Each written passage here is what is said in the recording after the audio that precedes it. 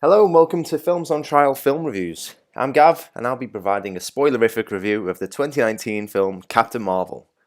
But before we go on, please don't forget to like, share and subscribe to Films on Trial so you can stay notified on all of our shenanigans.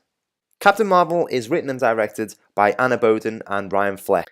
It stars Brie Larson as Veers, Carol Danvers and Captain Marvel, Samuel L. Jackson as Nick Fury, Ben Mendelsohn as Talos, Jude Law as Jon Rogg, Annette Bening as Dr. Wendy Larson, and Lashana Lynch as Maria Rambeau. I think the overall story was great, and it did an excellent job of tying up a lot of loose ends and answering several questions about the MCU.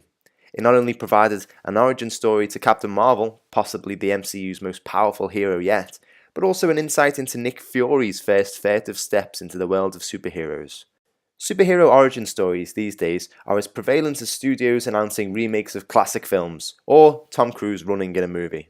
But Boden and Fleck still managed to bring something new to the table. A lot of that can be attributed to the contrasting settings of the Kree home planet Hala and 1990s Earth.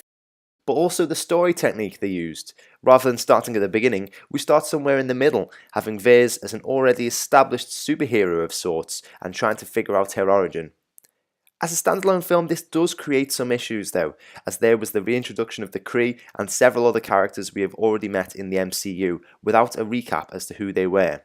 For MCU fans and myself personally, this is fine, but for the average fan this may have been a little confusing. But you have to look at this as a piece of a larger puzzle. And although you can enjoy a number of MCU films without watching previous entries, you shouldn't be surprised to find a few callbacks if you're watching the 21st film in a series. It's like watching Rocky IV and wondering who the hell Apollo Creed was. There were several twists and turns in the film. Some were very pleasing, whilst others were a little more obvious. I think it was glaringly obvious that Fury's boss, director Keller, had been impersonated by a Skrull. Probably because he was played by Ben Mendelsohn, and he loves to play bad guys. And everyone could have guessed that Jude Law would turn out to be a wrong'un. But I thought it was a nice surprise to turn the Skrulls into the victims, and the Kree as the main villains of the piece. And, as it turns out, Ben Mendelsohn can play a good guy. I also like the twist about Veer's earthbound mentor, Dr. Lawson, being a secret Kree scientist, and obviously I loved her cat Goose being an alien protector. The direction is very well done, and the action is well shot throughout. I particularly enjoyed the battle between the Star Force members, and when Captain Marvel realises her full potential.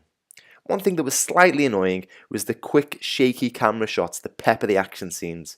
I'd much rather see a wide shot of the action taking place than this attempt to get the audience into the moment. But then again, I think this is an issue with general superhero and action films these days. The character of Captain Marvel is good, but perhaps slightly lacking. This is similar in my opinion for Captain America and Thor in their first standalone outings.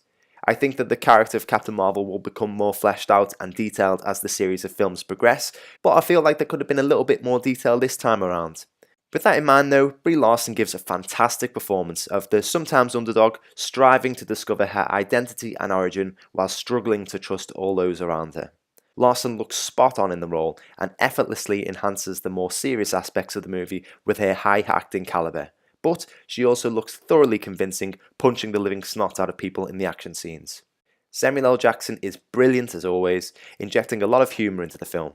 It is very odd at first to see a de-aged Fury, but you get over it within a couple of minutes thanks to, in part, Jackson's natural and charismatic performance.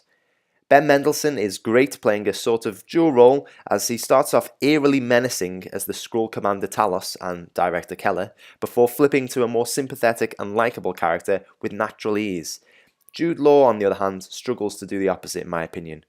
He's very effective as the big bad at the end, but when he's supposed to be one of the good guys at the beginning, there's an uneasy and untrustworthy nature to his character.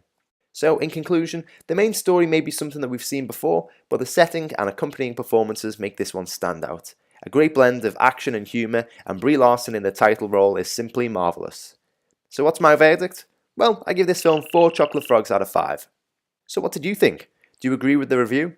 Let us know in the comments section below, and don't forget to like, share and subscribe. You can listen to Films on Trial on any podcasting platform, and why not check us out on Twitter, @FilmTrials.